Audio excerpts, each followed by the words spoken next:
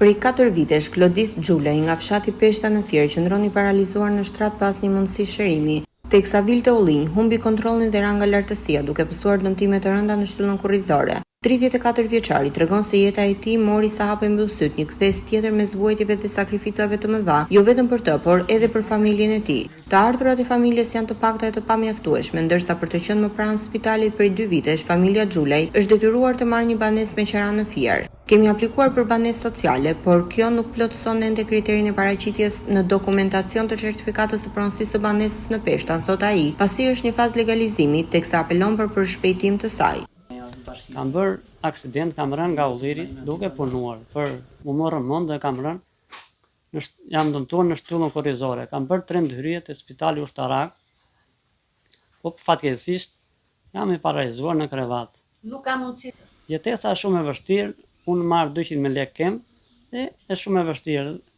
Edhe kujdestarinë e nusës, kam një djalë 4 vjeç, edhe jam detyruar të marr një banesë me qira në Fier.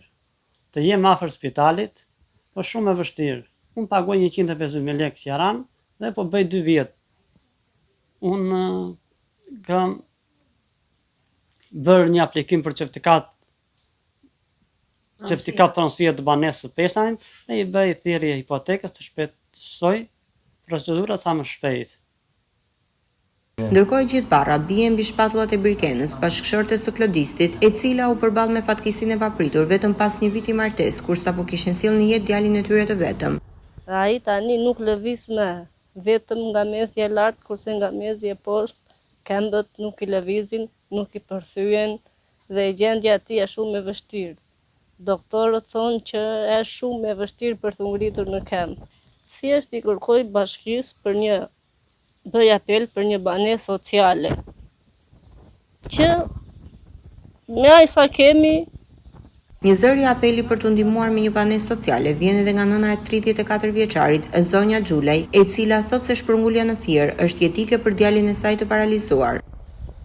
Edhe me aq lekë sa marrim nuk na del për bibilina, për ilaçe, për kortatera, për të tëra. Nuk na dalin ato 200.000 lekë. Duam të marrim një banesë ta kemi kështu edhe. Kredisi se këtu në Peshta na i vuante shumë.